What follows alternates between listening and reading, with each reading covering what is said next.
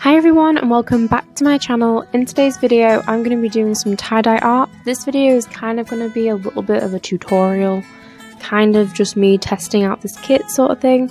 I haven't done too much tie-dye in my time, but I'm really looking forward to doing this and seeing what the outcomes turn out to be, so I hope you guys enjoy.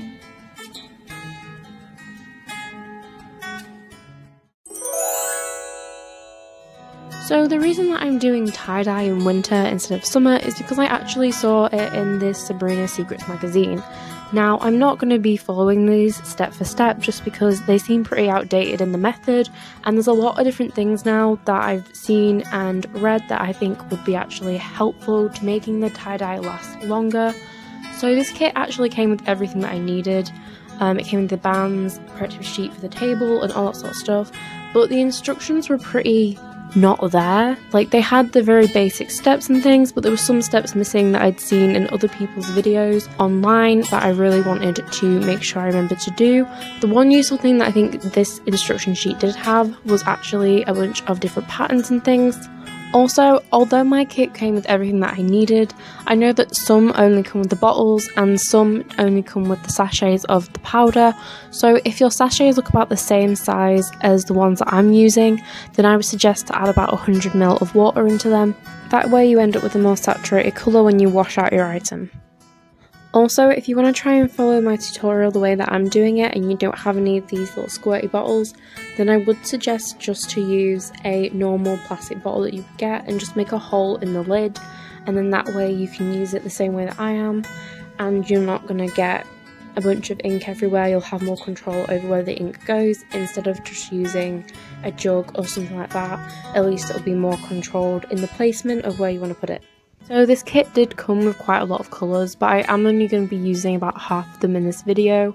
So this is my little setup. You're going to need a water bowl, gloves, elastic band, a protective sheet on the surface that you're doing the dye because it will stain anything it touches, and also to make sure that you have some cling film or bags to wrap the items up in.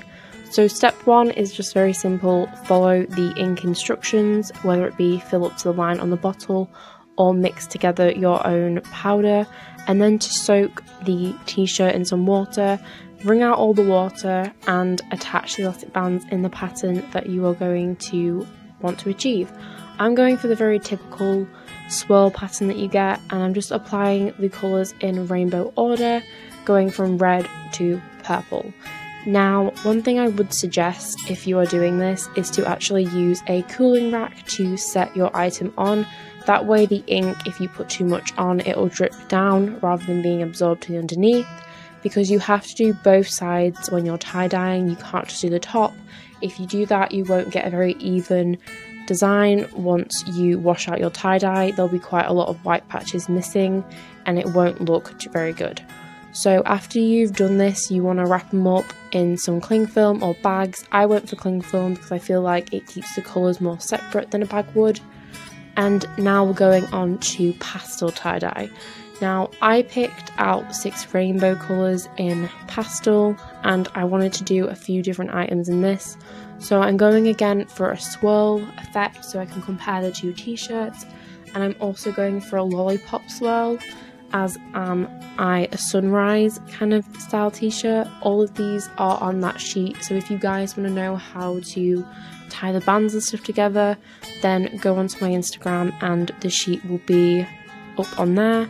Like I said, for this one I am using pastel colours, so although they look brighter, once they wash out they will be a lot paler. So I left them for about 24 hours instead of 8, because I know that some people say the longer you leave them the better the colours will be, and once you've done that you just want to unwrap them and wash them under some water until they run clear. It seems like a lot of ink is actually coming out of the t-shirts, but don't worry, if you follow the same steps that I have, it shouldn't affect the outcome or like the colour that is going to be left behind. You still should have a really bright and vibrant colour remaining. One thing I will say though is when you are washing these items out, make sure that you don't contaminate the colours together, otherwise, like I did with these leggings, you'll end up getting a bunch of colours mixed together, because although you're washing them out, the colours are still transferable, which is why I'm wearing gloves and not using my bare hands while doing this, because I don't want to stain my fingers. So after you've done this and you've washed out all the colours and they've come out all clear, what you want to do is then put the item in a salt bath. This is just a mixture of normal table salt and water, and you want to leave them in there to soak for as long as possible. I only left mine for about 10 minutes, after which you want to then just rinse them out again. And I put them on a very short rinse cycle in the washing machine just to get out any of that salty, inky water, and just to make sure that they were clean and things before I put them out to dry.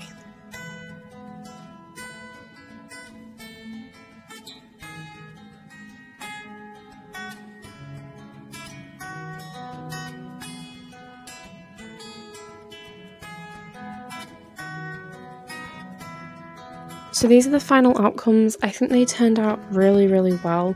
The leggings aren't my favourites, but they did hang on to some of the colour, which I think was good, but in places they just didn't cling on to it very well. The Sunrise t-shirt is by far the prettiest one out of all of them, and I really love the mixture between all the colours. You definitely, when you're tie-dyeing, should look at the colour wheel so you know which colours work well together and which colours are going to kind of make more muddy brown colours. The Pastel Swirl t-shirt and the Lollipop one are really cute, as well as them having a kind of different look even though they're the same pattern. It really does matter where you place the inks, which is why I suggest using bottles instead of just pouring the ink on in places. That way you get more control.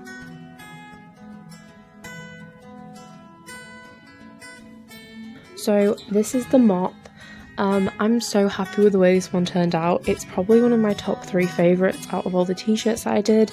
I just think it's really cool because it was so random, and that's the thing that I love about tie-dye, is even though everyone can do it the same method or everyone can use the same inks and things like that, it really is about the way that you apply it and the way that you do it. Everyone's is going to be different.